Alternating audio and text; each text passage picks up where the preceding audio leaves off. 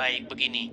Islam itu masih tetap bertahan karena Islam itu dilindungi dari yang namanya kritik atau pertanyaan terhadap agama Islam itu.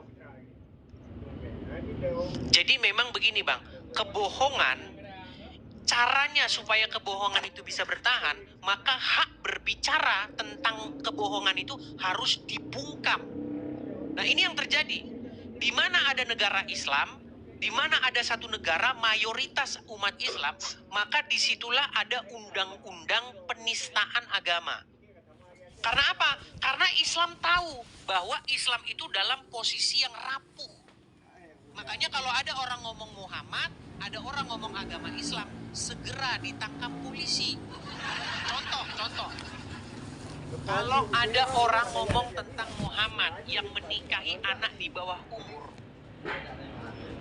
ya, pasti orang itu dijemput sama polisi.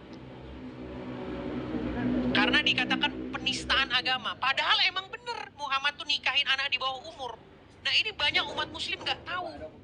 Seandainya umat muslim tahu, pasti mereka terguncang itu. Mengetahui nabinya menikahi anak di bawah umur 6 tahun. Itu salah satu contoh kecil. Makanya saya bilang, seandainya undang-undang penistaan agama itu dihapus, maka orang-orang yang mempertanyakan agama Islam ini, pasti mereka akan bersuara. Di saat itulah orang Islam pasti tinggal 2 orang, nak, cuma sama Uncu PA. Silakan. Udah, Silakan. saya tanggapi ya.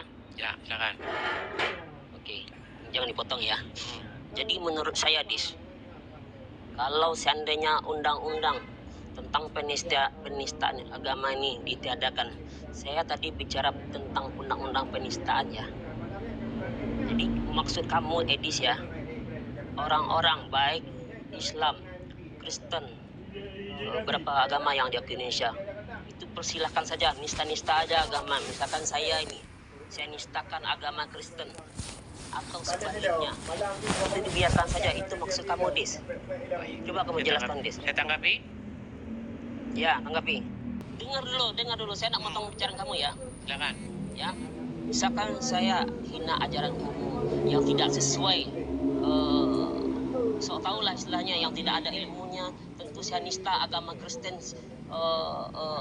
ya sesuai dengan seenak-enak mulut saya lah, seperti itu ya. Jadi kan tidak terjadilah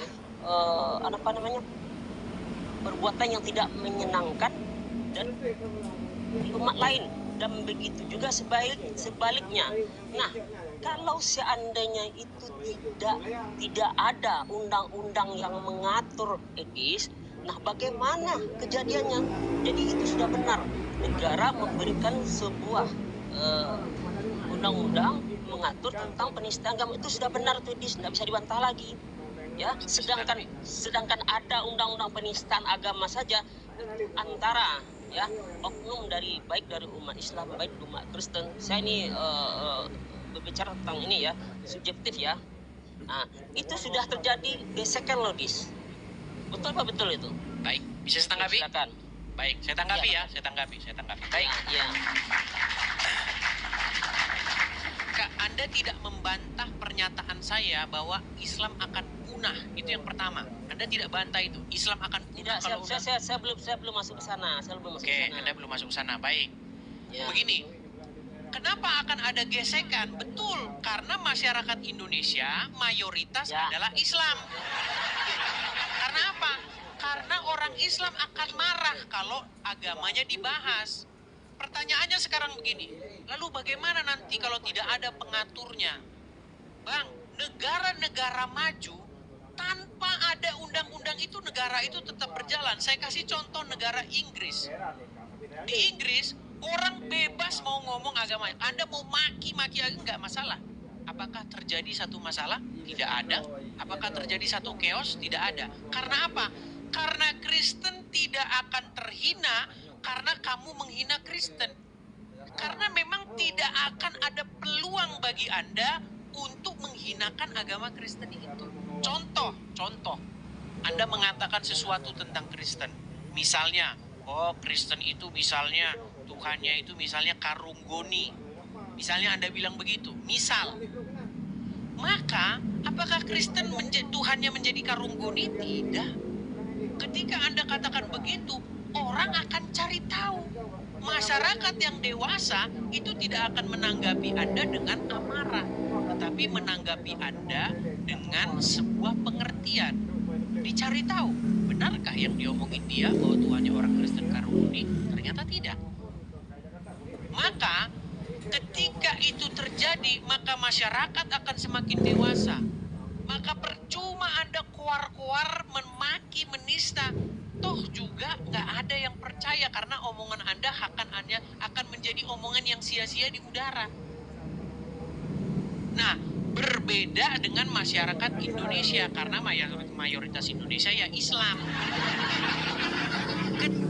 Bang, ada lagu itu, orang Islam bikin lagu. Lagunya gini. sebentar, saya belum selesai. Saya belum selesai ini gimana nih? Saya belum selesai loh. Gini dis. Kita ini dis, kalau tidak ada aturan dis, nanti akan terjadi hukum rimba. Di situ pernyataan kamu berbahaya loh. Kamu enak loh tinggal di Amerika. Makanya saya bilang negara-negara maju,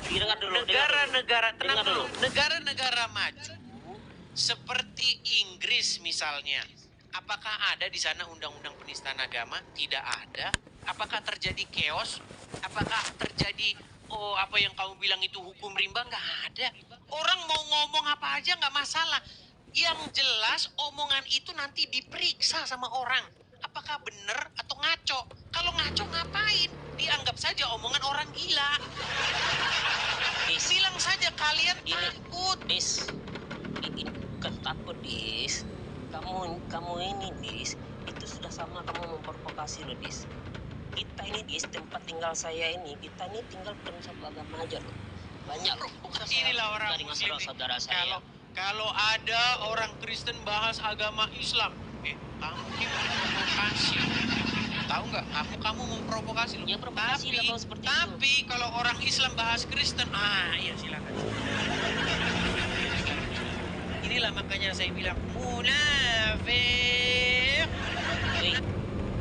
Dulu dis, kalau orang Islam kan saya udah bilang tadi, kalau seandainya ada orang Islam yang menista dengan bicara beda loh. Misalkan sekarang hari ini kan ada tuh komal-komal Islam yang membahas tentang Kristen, ya mas, kalian di sana beda loh kalau penistaan dengan pembicaraan. Misal kamu sekarang coba kamu dengar dulu penistaan apa yang saya lakukan.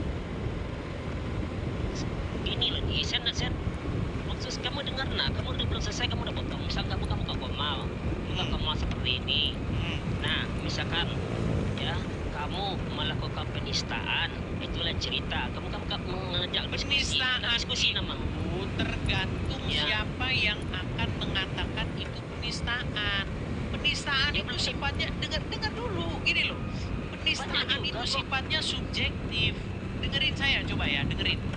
Kalau Islam bilang bahwa di salib ada jin kafir, kalau orang Islam bilang bahwa Yesus itu seorang Muslim, itu pasti bukan penistaan dan itu pasti aman-aman saja. Saya tidak karena apa? Karena orang saya tetap bicara undang-undang. Kami Anda bilang kalau seandainya kamu kan sudah masuk ke ranah ini, kamu yang saya katakan tadi, kalau tidak ada undang-undang, kita kan bicara katakanlah siapa yang kamu. Kalau ada orang penistaan itu kan kalau tidak ada atur oleh undang-undang itu akan terjadi rimba itu maksud saya. Itu kan sudah kita bahas tadi Sultan. Kita sudah bahas itu. Kenapa itu terjadi? Karena masyarakat tidak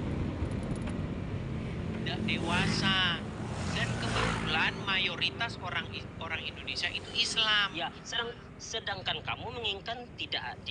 Kalau seandainya tidak ada undang-undang penistaan, makanya saya tidak setuju tentang itu. Dari kamu setuju apa enggak? Saya memang tidak setuju karena masyarakat Indonesia tidak dewasa. Kenapa? Yang terjadi apa nanti? Yang terjadi kalau ada orang Islam, kalau undang-undang penistaan agama, orang Islam itu sendiri yang menghancurkan agama Islam. Jadi saya pastikan tidak ada nanti orang Kristen yang akan ngomong agama Islam. Orang Islam sendiri yang ngomong tentang agama Islam. Dan disitulah kehancuran agama Islam. Kamu jangan ya. Gimana? Kamu kalau nunjuk banyak loh. Gesekan-gesekan saya nggak mau cerita, nggak mau ngomong aja gitu. Itu banyak tuh antara Islam dengan Kristen itu terjadi gesekan itu banyak tuh. Iya, Saya masih menjaga karena itu, Des. apa? Karena orang Islam maunya bahas imannya orang lain. Sementara kalau imannya dibahas, dia ngamuk.